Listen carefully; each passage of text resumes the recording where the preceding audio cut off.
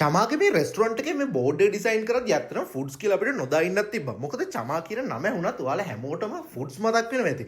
ඒ වගේම travel today YouTube channel එකට සහ බණ්ඩට විශේෂයෙන්ම thank you කියන්න ඕනේ. අපිට මේ වීඩියෝස් ටික ෆොටෝස් ටික දුන්නට. ඉතින් ජායල චමා අලුතින්ම පටන් ගත්ත වැඩේ තමයි චමා ෆුඩ්ස් කියන්නේ. ඉතින් ජායලාවට ඉන්න ඔයාලට try කරලා බලන්නත් පුළුවන්. චමාගේ කෑම ගැන ඉතින් අපි අමුතුයි කියන්න ඕනේ නෑනේ. ඉතින් චමා ඇත්තටම එයාගේ facial sign එක සහ double side board එක කරන්න LED lighting team එක තමයි තෝරගෙන තිබ්බේ. ඔයා මේ දකින්නේ 3D letters වලින් සහ UV printed flex light board වලින් හැදවෙච්ච චමා food. LED Link, the future of branding and advertising.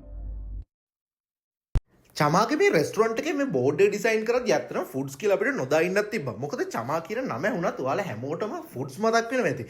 ඒ වගේම travel today YouTube channel එකට සහ බණ්ඩට විශේෂයෙන්ම thank you කියන්න ඕනේ. අපිට මේ වීඩියෝස් ටික ෆොටෝස් ටික දුන්නට. ඉතින් ජායල චමා අලුතින්ම පටන් ගත්ත වැඩේ තමයි චමා ෆුඩ්ස් කියන්නේ. ඉතින් ජායලාවට ඉන්න ඔයාලට try කරලා බලන්නත් පුළුවන්. චමාගේ කෑම ගැන ඉතින් අපි අමුතුයි කියන්න ඕනේ නෑනේ. ඉතින් චමා ඇත්තටම එයාගේ facial sign එක සහ double side board එක කරන්න LED lighting team එක තමයි තෝරගෙන තිබ්බේ. ඔයා මේ දකින්නේ 3D letters වලින් සහ UV printed flex light board වලින් හැදවෙච්ච චමා food. LED Link, the future of branding and advertising.